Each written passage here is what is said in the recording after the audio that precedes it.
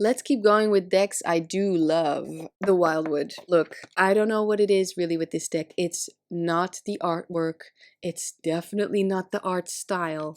It's definitely not the hideous backs with the copyright, the shitty cardstock, and the shine, and the starch white borders, and the keywords. It's really a feeling. I cannot imagine not having this deck.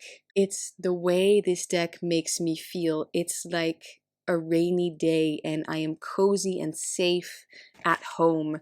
It just reaches a part of my soul or something. It's not at all about what this deck looks like. It's really just how it makes me feel. And since I live in a country where it rains 3/4 of the year, what am I saying? Like 90% of the time, even in summer, my God, I really read with it a lot.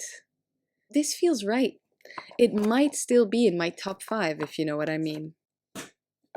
Oh, right, I forgot this one. This is the Gold Box Toth. This is a pocket deck. I flipped through this deck when I was comparing it to my Greenie, which I see all the time, which I work with all the time, and the 3 Magus deck that I sold.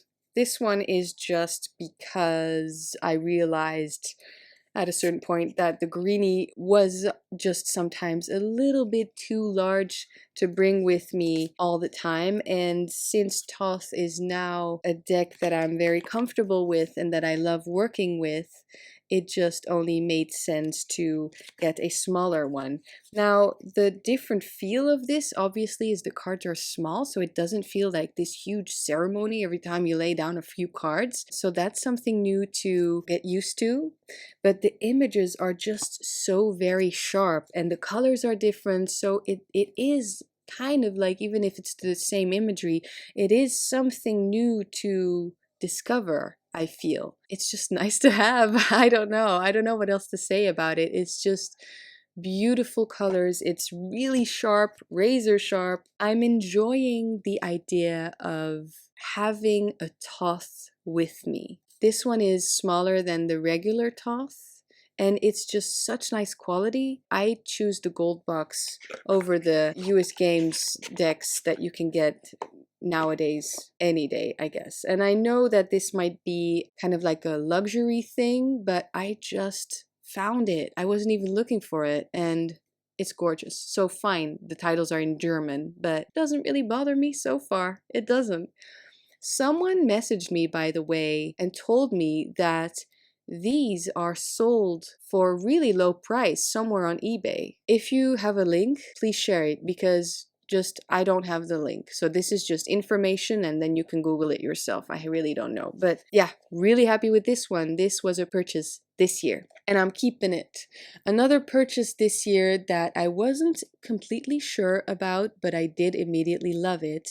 Now I decided to keep it, is the Tarot. So I really actually love this deck. I know this is a challenge to read with. It's very different from any of the other decks that I have. I guess it's just special enough and intriguing enough for me to keep right now. It's ecumenical, as Dr. Emile Kazanlar explains in the little guidebook that I have.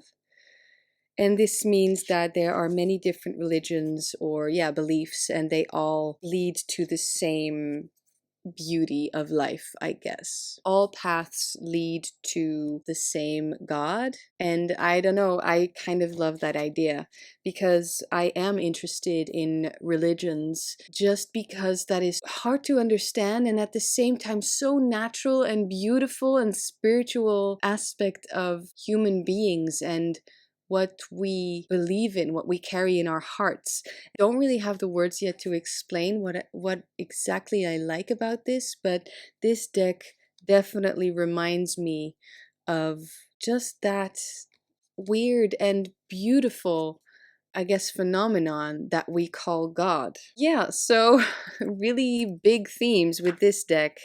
Yeah, I just had to keep it for now. So this is my first purchase, I think, this year. Okay, I know I'm taking my time with these decks, but it just needed to be in depth. I hope you like that. Feel free to take a few breaks and, come back to this video. The third purchase, no wait, the second purchase, because the gold box was the third one. Second purchase was this classic Tarot de Marseille of Pierre Madenier, made by Yves Renaud. I bought this one because it's the oldest known tarot deck of this type, Marseille. I think Marseille type 2, I believe. And it was made in Dijon, which is where I have a lot of family living there. The only thing with this deck, it's really gorgeous, but do I really like it? Do I connect with it? Maybe, to be honest, I'm also just a little bit disappointed with how extremely smooth the cardstock is. I know that that's crazy, but I'm kind of struggling with this one. I think that at some point, I wouldn't mind trading this one for a deck with completely new modern imagery that I've never seen before. Because for me, it was really about getting to the core and basic, very dry Tarot de Marseille, as in you have the primary colors, the swords look like no sword you've ever seen, these are the swords, and then you have some leaves and all of that, and then the chords are just still difficult for me to read, the Marseille chords, the traditional Marseille chords. The reason that I got it is just because I wanted that pure classic dry, sec Marseille, but the spark isn't really there yet. I mean, it almost feels like I can use this deck in Marseille videos, probably better than using my Triomphe de la Luna Paradoxical, which is hardly a Marseille. Maybe that's why I'll definitely give it another chance. It's all of those hidden things that you can discover with, having just only one tarot deck, for instance, that you can always find new things in the cards, or we can find meaning why these Roman numerals are 4 bars instead of what we usually see nowadays, the 5 and then the 1, as in 1 less than 5, so 4. The Tarot de Marseille is all about the progression, and therefore we never go back in the Roman numerals. It's the symbolism of always going forward. So after 3 bars, you get 4 bars, and then we move on to the 5, which is the V. So I think just for that nerdy aspect that I have with the Marseille system, I might need to keep it. So I can't tell you how this deck reads at this point, just that I don't read with it. And maybe that will never change. It's just, I don't know, I get kind of uncomfortable when I own a deck that I don't read with. Although I have this one, a blue box. Oh wait, I also had another blue box that I passed along. I just stumbled upon it and then passed it along. I totally forgot that in the other list, the first list that I went through. Anyway, this blue box I hardly ever read with. I almost just prefer to say, just the easy way, I don't read with this deck, but this is just for me personally because the Redwater Smith is the first deck that I learned the tarot with, and this is just a part of history for me. The blue box, especially the Blushing Fool, which this one is, it's just something special, and I guess this would be my only true, real collector's item that I have. I can allow myself one of those, The only difference between reading with the Centennial and reading with this one is that the Centennial looks much older than this one, but I see that coloration and all of that all the time, and so that's kind of like my go-to Redwater Smith, and this one is all about nostalgia. Yeah. Okay, decks I had on my altar. This is my only Los Carbeu deck. It's the trimmed tarot of the magical forest. I had this one on my altar because I was feeling kind of down, kind of not like myself. And so I did a reading with this deck because this deck is all animals, but in this beautiful color palette, in this really fun and whimsical and also deep style still. I feel that there's definitely a depth to this deck. And at the same time, it's a very sweet and calming and grounding deck. Just look at how sweet this is. I hardly ever use this deck, but I keep this deck because I know it's going to be there for me when something breaks my heart or something. You know why I have this connection to this deck and I definitely want to keep it? It's because when I did the deck interview, which is just me pulling the first card of the deck, and then sometimes I remember the cards, sometimes I don't. When I did that for this deck, I got the Five of Cups. And it stuck with me, this energy that this deck is here for me in such a way of the Five of Cups energy. I know that it's not only about mourning with OU, but maybe it is. I don't know. It's just that feeling. It's so far removed from what I usually like. I know I keep it for a reason.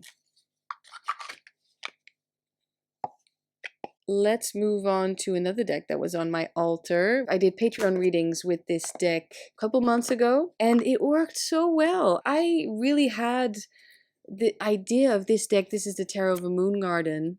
It's the 90s version. Idea that this deck would just be for my inner child work, but actually I love this deck. I love how it reads. It is definitely in the colors and all of that and the style as I would have chosen had I had the opportunity to get a tarot deck as a kid or as a young teenager. Is it a Redwater Smith clone? I don't even know now. Maybe it's more pippish and I just don't even recognize that anymore. Interesting.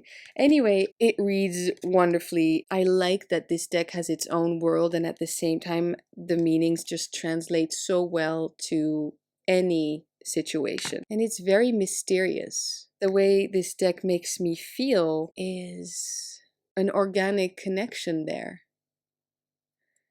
You know, this is an underrated tarot deck. It's actually really, really good.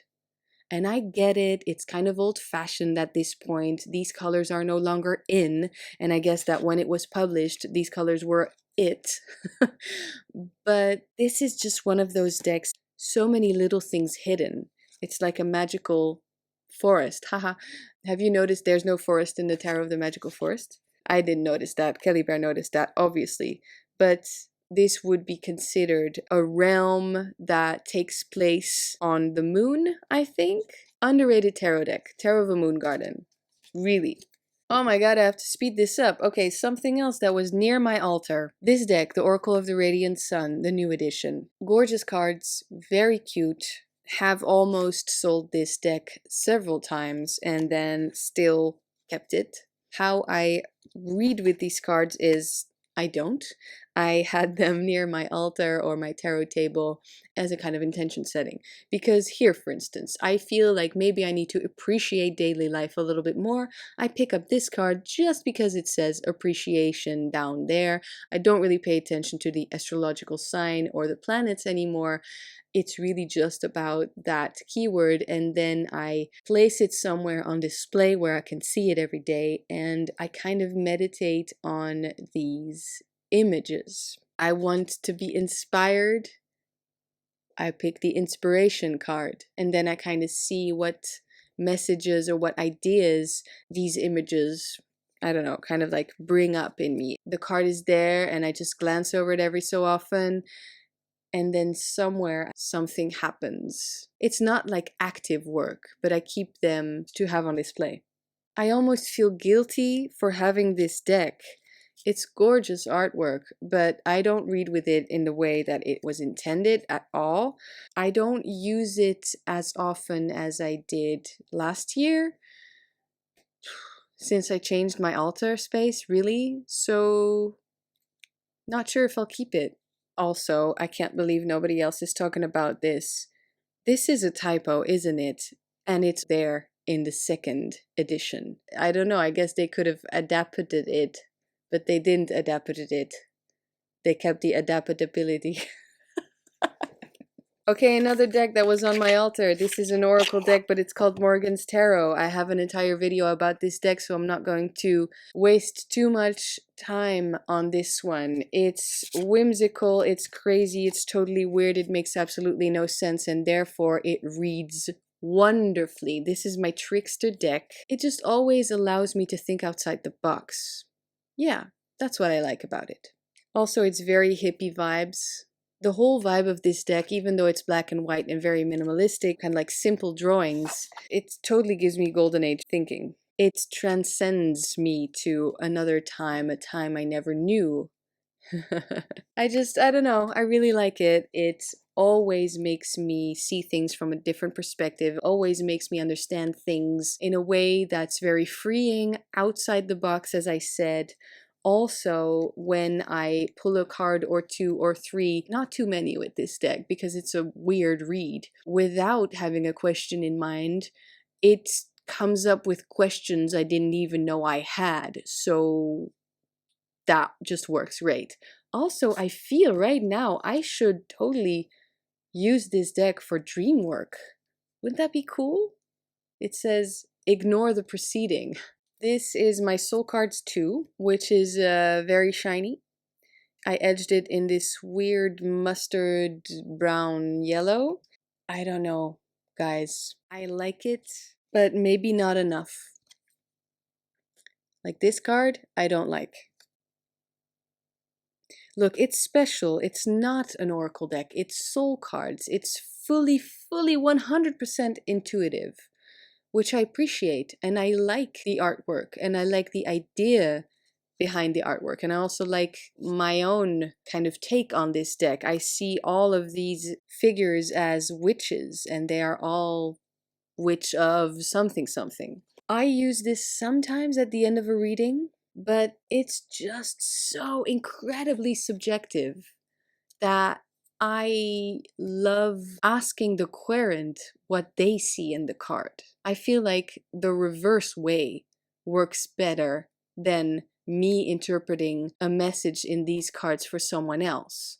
It almost feels like we should start the reading by pulling one of these cards. So I might give that a go, although I always like to start with tarot cards and we just immediately get to the directed reading, and then later on we can go a little bit more airy or woo-woo or whatever. Maybe it's, again, it's just not a deck for me. I really did give it a go and I feel like I'm still giving it a chance. It's like, okay, this is my card. Obviously, this is me with my tree and my dog. Another doubt there. So you're going over there with all the doubt decks. So far, I have 4 doubt decks. Oh wait, here's another one.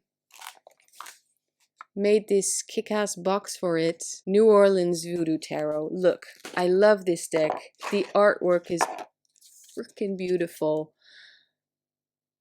These are the backs. Maybe I just have to accept that this is not a deck for me.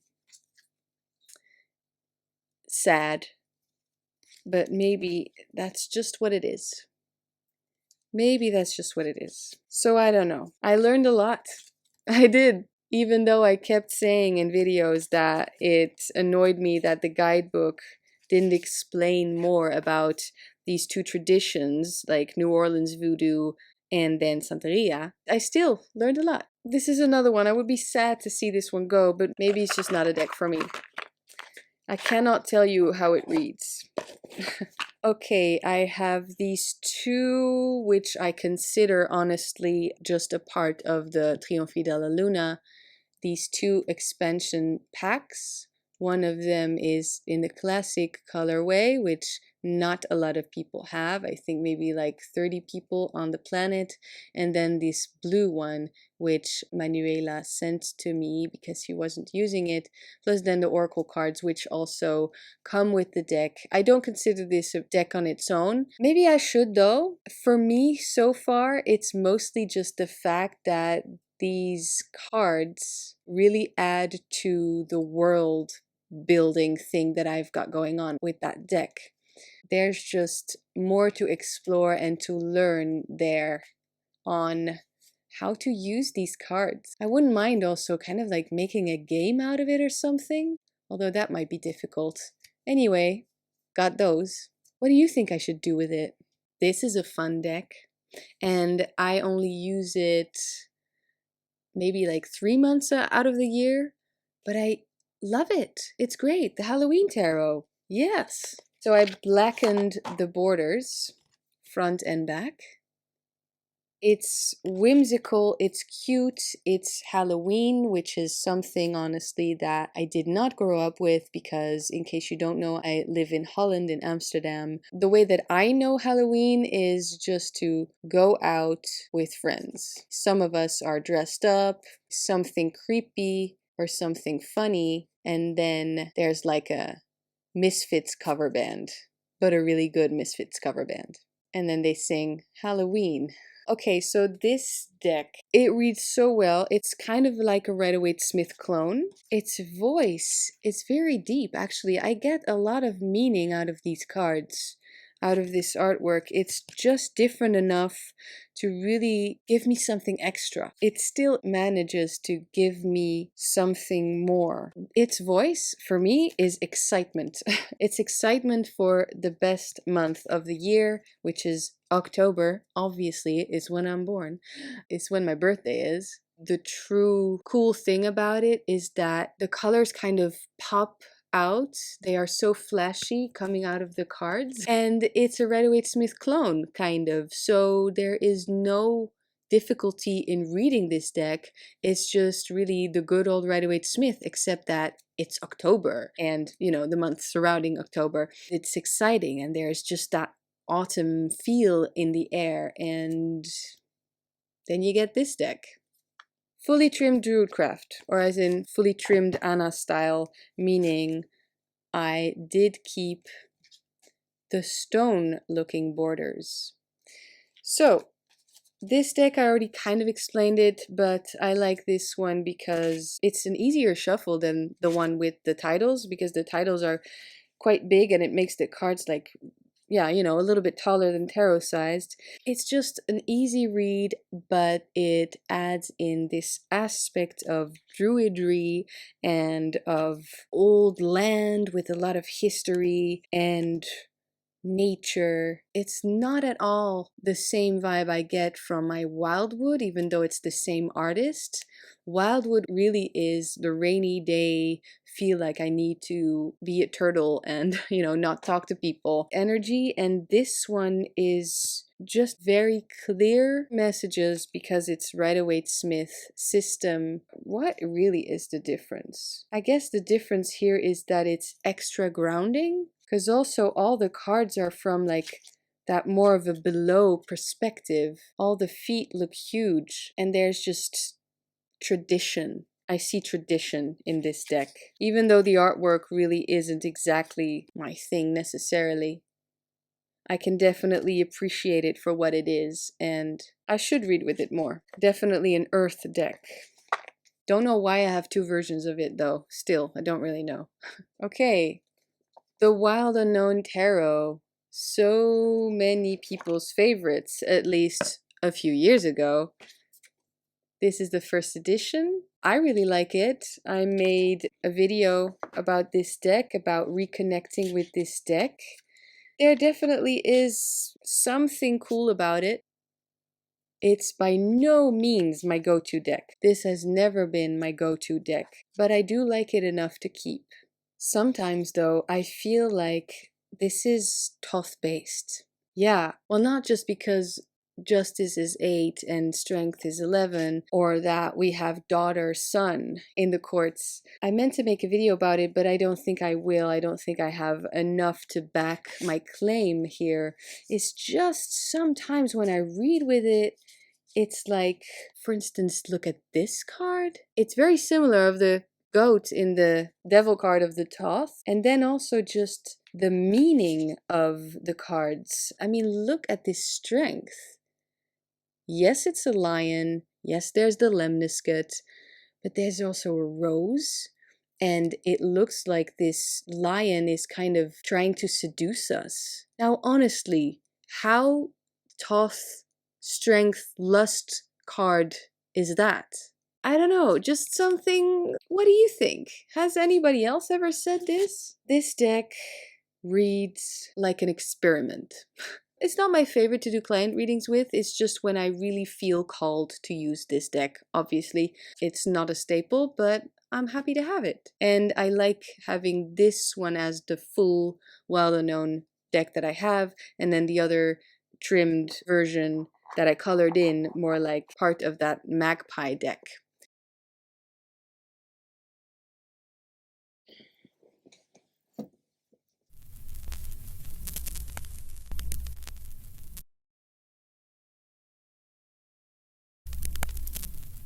Just a little bit less bright of a light on my face and the cards.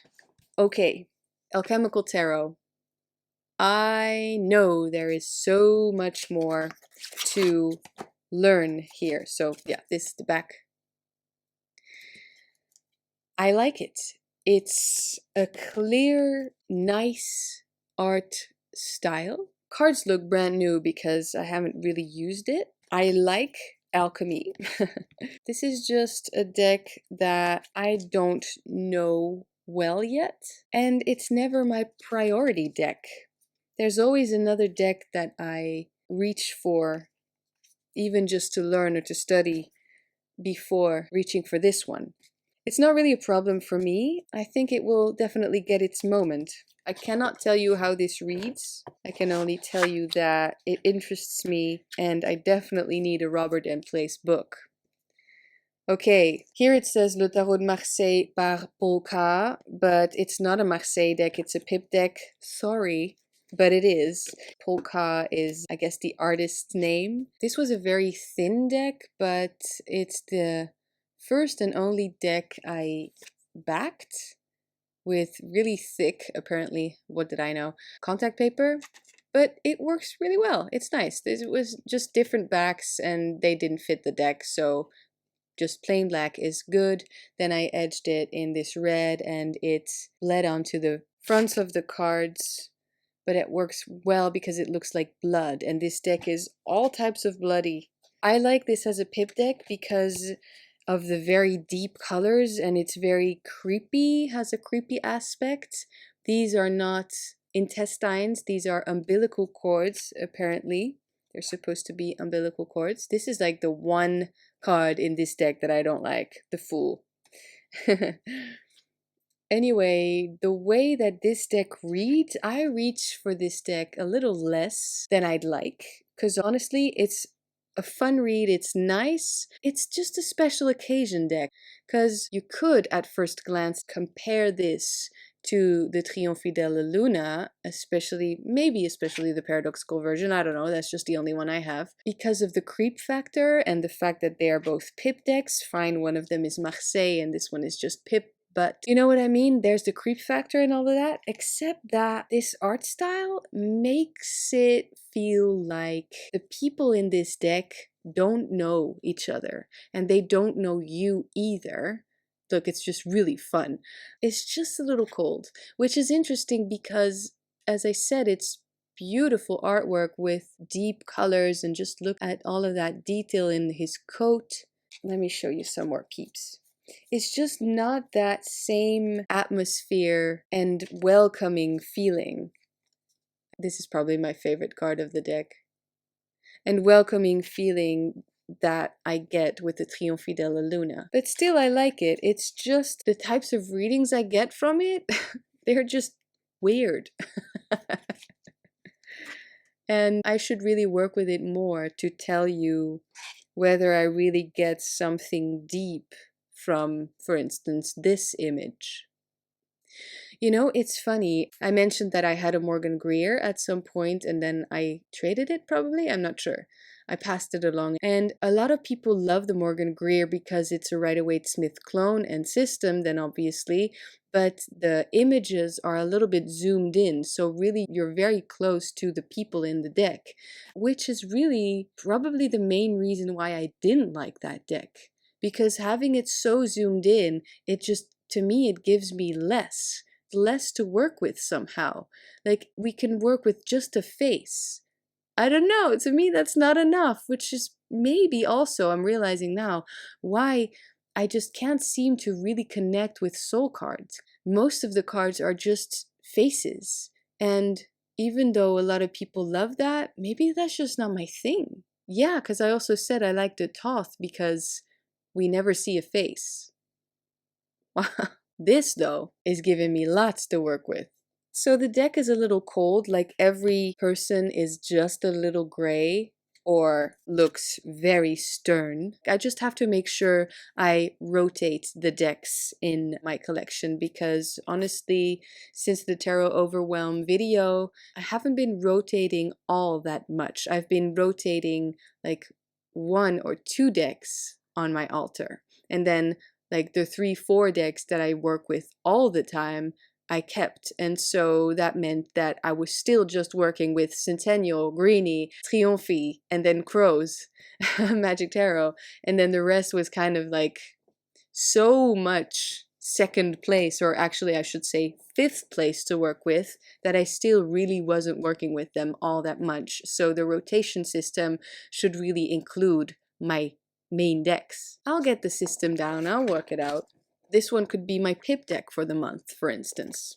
4 more decks to go, we're almost done. Royal Fez, Moroccan, Tarot, gorgeous, Redwater Smith clone. Now this is funny, I like this one because of the much more primary colors used in this obvious Redwater Smith clone. Also, there are no words on this deck. This deck is really universal because of that. It can be used in every language. Is this in order? What the hell? Probably the only card that isn't Rider-Waite Smith clone is the Arcanum number 13. I love the fine line work.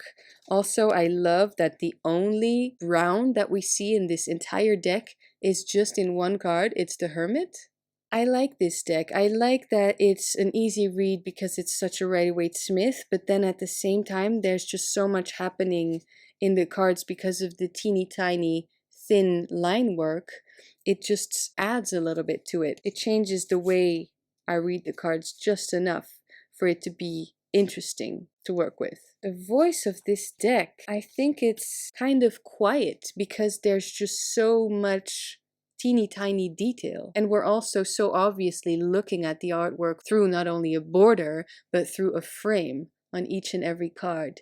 And so maybe that gives it more of a feel of this is an energy that we're looking at. So we're not really projecting ourselves in the cards, but we are more like looking at something. And so it feels a little bit like we can zoom in on the seemingly unimportant feelings there, for instance. Oh yeah, these are the backs. Also, the only purple in the deck is just the backs. That was a weird choice because it really doesn't fit the color palette. Original Mythic Tarot should really work with it more. I like the artwork. I just kind of get lost at some of the courts because I cannot remember which myth we're looking at.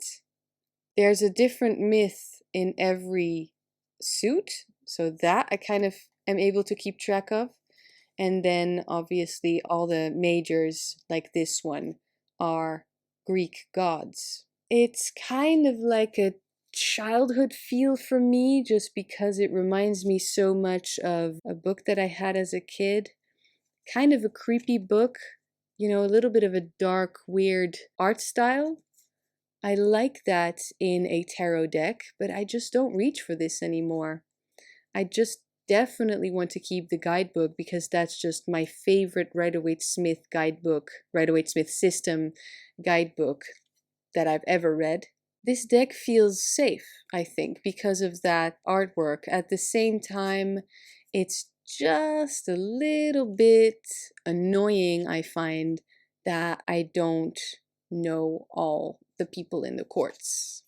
On the other hand, if you want to just kind of ignore that, you can do that. It's just the strength of this deck is that we are finding the archetypes in the Greek myths. So it actually does add something to the reading to know that this is Hermes. I guess at this point, maybe kind of a love-hate relationship with this one. As in, it's an easy read, but then not at all.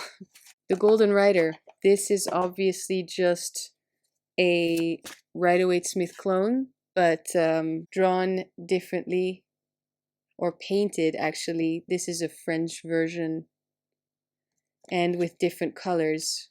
I haven't used it since I showed it in a previous video, but it does get enough use. It's definitely just when I want to read with the Redwater Smith deck, but I want it to be a little bit different than the Centennial that I see all the time. This is very flowery and spring-like. Maybe even summer, actually, because of the colors and just the feel of this deck. It's soft and it has nice energy. It has a nice energy. I enjoy reading with this deck quite a lot. These are the backs. This is an oracle deck, or actually, it's a tarot deck minus the quartz. These are the backs from the Secret Bikini Oracle, or Tantric Bikini, because basically this is a reissue of the Secret Bikini, and then they changed the name to Tantric Bikini. Look, I just love the weirdness of this obviously paper on paper collage that this deck is. The way that I clicked with this deck was really just to add the elements in the alchemical symbol plus the suit, the way that I quickly write them in my journal, plus the Roman numeral, so that when seeing this really random, you could think, artwork with a random number, which is just the 59th card in the deck. I mean, that doesn't tell me anything, right? Plus the title Pearls Before Swine. This is the 8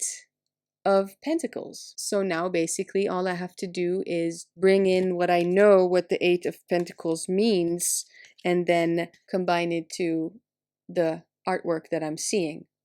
I didn't need to do that with the majors because this is Ganesh, Lord of Obstacles, and it's number 5, so that's obviously the Hierophant or Pope equivalent.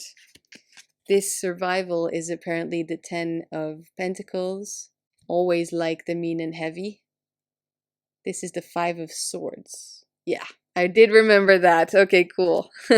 Oh yeah, and then it also has past, present, and future card, and this is Dangerous Pussy / the past. So this lion is the dangerous pussy? Unless they meant something else. Who knows? I love the weirdness of this deck. I have one of my first videos, I think, about this deck. It's called Secret Bikini Oracle is blowing my mind because every time I read with it, it still blows my mind. It blows my mind how well these images work now that I actually drew on the cards or wrote on the cards, where I can easily see, okay, so this is the 9 of Cups. And then I see all these shells, and then I can actually, fashion some meaning out of it. I love this style, and it looks old school, it looks very authentic, and it's just so weird, which is exactly why I love it. I think it might be friends with my Crow's Magic Tarot. So that's my tarot collection and a lot of lists. I know this was a huge long video. Only thing I want to say about the decks that I mentioned I might rehome. There's really nothing wrong with these decks. I think they are actually great for people who have the energy or inspiration or motivation even to really dive deeper into them, because I think they have plenty to offer. It's just I don't feel I'm really getting it. And if I could trade these ones for ones that I actually read with or enjoy reading with even, I think I would. I want to finish this video by saying it's okay to try out decks. If there's one thing I can take away from my depth year experiment last year, it's that I shouldn't put so much pressure on that new deck that I'm getting. Even though I already feel like I fell in love with it, who knows how it's going to read? Who knows if we're actually going to get a nice, good, in-depth relationship with that deck? Not every imagery works and not every system works for everyone. Also, I think it's okay to have decks for certain occasions. I don't feel I need to work with every deck as much as I use my Triomphe, for instance. And also that would never be possible anyway. So it's okay to kind of like take the pressure off, if you know what I mean. But that doesn't take away from the fact that I still want the decks that I have to mean something and to add something really special to the collection. I know which decks I like. I know which decks I love. I also know which decks I'm not crazy about. The only thing I don't know is if I'll ever change my mind about them. So maybe I'm ready to let go of a few of these, but I'm definitely going to take my time as well, because when I let go of decks, I prefer to be sure about it. I wasn't sure if I was going to be able to read with the Crow's Magic Tarot, and yet the insights that I'm getting from that deck feel amazing. And then I may think I want or need a classic Marseille, but then I get it and I try to work with it and I feel just so uninspired and underwhelmed sometimes, which was obviously the opposite of what I wanted. It's okay to swap out decks. It's okay to acquire decks and then later on move them along. It's okay to change your mind about a deck. It's really the most important thing, I think, that a tarot deck, no matter what deck it is, can bring you, is that you love the tarot. It makes you love the tarot as a thing that exists, not necessarily that deck. Again, if by any chance I forgot a deck that I owned at some point, let me know in the comments. I cannot wait to do this again. What shall I have you put in the comments this time? How about adaptability? I think that's a good one, isn't it? So how adaptable are you? Let me know what you think of my collection. I guess let me know if any of the decks that I got rid of you would have never gotten rid of, or maybe you just don't understand my reasoning behind it. That's possible. If you like this video, I will make sure to link another one in the screen that you will probably enjoy as well. Like this video if you like this video, subscribe, all of that if you feel called to do so. Notification bell, don't worry about it. I upload every Sunday. There's my notification right there. I will see you all in the next one. Thank you so much for sticking around so long. If you have seen this from start to finish, I applaud you. I really do. Thanks so much for being here. I hope this was fun. It was due, you know, a collection video. Okay, so once more, the hashtag is all my decks ever. If anyone is up for this challenge, I will see it in the hashtag. If you decide to do a VR, to do the same thing, make sure to comment that so that I'm sure to see it. Okay, so thank you so much and I'll see you all next week. Bye!